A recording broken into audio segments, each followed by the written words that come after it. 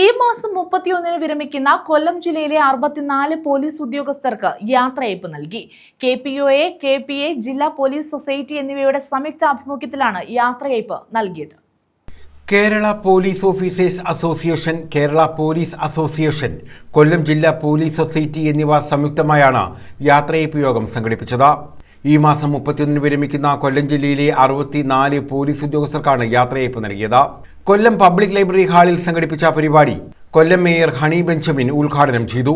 Covid കാലത്തുൾപ്പെടെ 24 മണിക്കൂറും സേവനം ചെയ്ത പോലീസ് സേനയുടെ പ്രവർത്തനം വിലമതിക്കാനാകാത്തതാണെന്ന് മേയർ പറഞ്ഞു.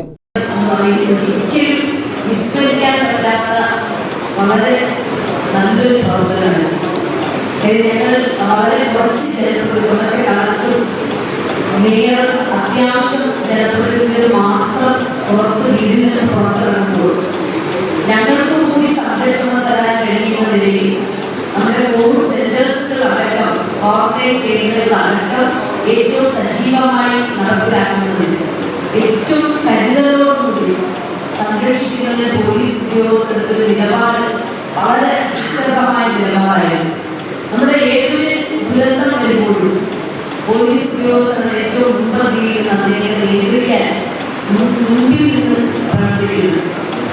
മഴയത്തും വെയിലത്തും ഒന്നും നോക്കാതെ തന്റെ സേവനം ജനങ്ങൾക്ക് ഏറ്റവും സുരക്ഷിതമായി നൽകണമെന്ന തന്റെ ഉത്തരവാദിത്വം നിർവഹിക്കുന്നതിൽ പോലീസ് ഉദ്യോഗസ്ഥർ എന്നും ശ്രദ്ധ ചെലുത്തുന്നു. വിരമിക്കുന്നവർക്ക് മേയർ ഹണി ബെഞ്ചമിനും കമ്മീഷണർ കിരൺ നാരായണനും ചേർന്ന് ഉപഹാരം സമ്മാനിച്ചു. പോലീസ് ഓഫീസേഴ്സ് അസോസിയേഷൻ ജില്ലാ പ്രസിഡന്റ് എൽ അനിൽകുമാർ അധ്യക്ഷത വഹിച്ചു. KPA ജില്ലാ secretary C Vimalkumar, additional SP Jiji N, assistant commissioner Pradeep Kumar, police society secretary Shinodas, KPOA ജില്ലാ secretary Jiju C Nair, KPA ജില്ലാ president L Vijayan, society vice president Vinod Kumar എന്നിവർ പങ്കെടുത്തു.